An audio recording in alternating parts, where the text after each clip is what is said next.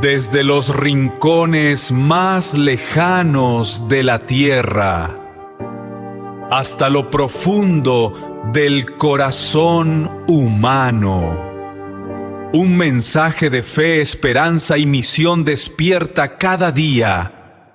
Bienvenidos a El Despertar de las Misiones, con el pastor misionero Salvador Cruz. Que el Señor le bendiga. Vamos a hablar de la iglesia primitiva, de Pentecostés al Edicto de Milán, año 33 al año 313, un nuevo significado para Pentecostés. En el libro de los Hechos, capítulo 2, versículo del 1 al 4, dice: Cuando llegó el día del Pentecostés, estaban todos unánime juntos, y de repente vino del cielo un estruendo como de un viento recio que soplaba, el cual llenó toda la casa donde estaban sentados, y se les aparecieron lenguas repartidas como de fuego, asentándose sobre cada uno de ellos, y fueron todos llenos del Espíritu Santo, y comenzaron a hablar en otras lenguas, según el Espíritu les daba que hablase. Una de las fiestas o solemnidades que Dios mandó a guardar a su pueblo Israel fue la fiesta de las semanas, basadas en el capítulo 23 del libro de Levíticos, versículo 15 al 21. Y contaréis desde el día que sigue al día de reposo, desde el día en que ofreciste la gavilla de la ofrenda mecida. 7 semanas cumplidas serán. Hasta el día siguiente del séptimo día de reposo contaréis 50 días. Entonces ofreceréis el nuevo grano a Jehová. De vuestras habitaciones traeréis 2 panes para ofrenda mecida, que serán de 2 décimas de efa de flor de harina, cocidos con levadura, como primicias para Jehová. Y ofreceréis con el pan 7 corderos de 1 año sin defecto, un becerro de la vacada y 2 carneros. Llamada así porque se celebraba al final del periodo de las 7 semanas, desde la ofrenda de los primeros frutos de la cosecha. Las primicias, basados en este capítulo 23 del libro de Levíticos, dado que el día solemne era el posterior a estos 49 días. La fiesta pasó a denominarse Pentecostés, que significa el 50º. Siglos más tarde, tras el exilio del pueblo en Babilonia, los rabinos judíos realizaron una nueva interpretación de esta festividad a la luz de Éxodo 19:1. En el mes tercero de la salida de los hijos de Israel de la tierra de Egipto, en el mismo día llegaron al desierto de Sinaí. Dado que, partiendo de la Pascua celebrada en Egipto, la fiesta de los 50 días habría coincidido con la entrega de la ley de Dios a Moisés en el monte Sinaí, Pentecostés pasó a ser una fiesta que se celebraba la entrega de dicha ley, la alianza de Dios con su pueblo. Pero Dios tenía preparado un nuevo y simbólico significado para esta fiesta. Tras el sacrificio del Cordero sin mancha y tras su resurrección como primicias de las que habrían de venir después de él, llegó el día de entregar al pueblo de Dios no la ley que lo condena, sino el sello de la gracia que lo exime de culpa, el Espíritu Santo. El nuevo Pentecostés marcó así el nacimiento de un nuevo pueblo de Dios. Fiestas judías nos pidió a su pueblo guardar determinada fiesta por capricho, sino porque ellas recogen la forma simbólica, momentos clave de la historia de la salvación de la humanidad que era necesario entender y transmitir de generación en generación. Pentecostés con la entrega del Espíritu Santo del Señor, inaugura un tiempo en el que su pueblo ya no está bajo la ley, sino bajo la gracia. Un pueblo que ya no se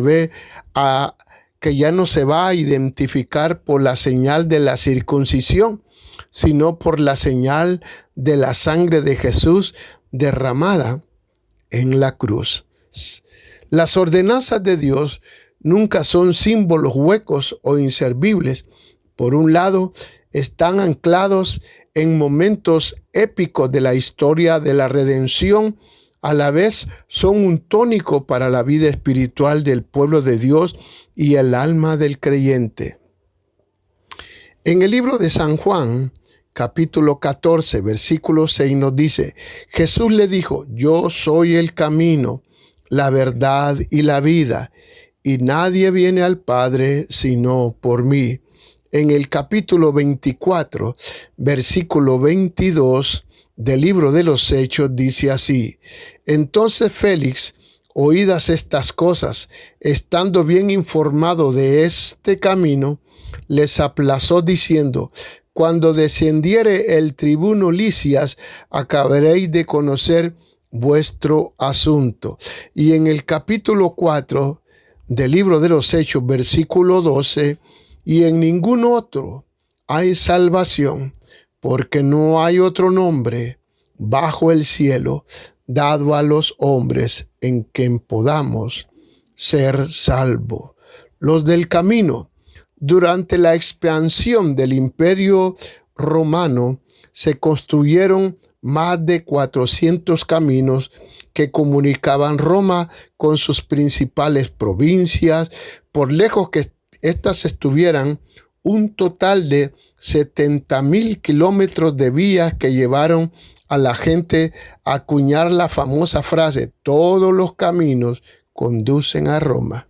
Precisamente por este resultado algo desconcertante, que la primera forma en que fueron conocidos los discípulos de Jesús resucitado fuera como seguidores del camino. Por eso es que el libro de los Hechos 9:2 le dice: y le pidió cartas para las sinagogas de Damasco, a fin de que hallase algún hombre o mujer de este camino, los trajese presos a Jerusalén. Eso está hablando del apóstol Pablo, cuando no era todavía apóstol, frente a aquel eslogan popular que transmitía la idea de que existen muchas formas de alcanzar un mínimo objetivo. Jesús dijo ser el camino y no un camino, el único camino que lleva a Dios el Padre. Los apóstoles se identificaron con este aspecto distintivo de Cristo y lo hicieron el estandarte de su mensaje, sin miedo a que los tacharan de intolerantes o exclusivistas, sabiéndose procedores de la verdad. Mire qué lindo, que solo puede ser una. Se abrieron paso valientemente en un mundo que opinaba justo los contrarios. 20 siglos más tarde nos encontramos en la misma situación. Vamos a ver una aplicación a esta parte linda. Camino. El cristianismo defiende que solo hay un camino para llegar a Dios, una sola forma de alcanzar la salvación: Jesucristo. Y hemos sido llamados a proclamar, a defender esa gran verdad. Hay otro término que le da a la iglesia y los llamados cristianos, basado en el capítulo 11, versículo 26 del libro de los Hechos. Y se congregaron allí todo un año con la iglesia y enseñaron a mucha gente, y a los discípulos se les llamó cristianos por primera vez en Antioquía.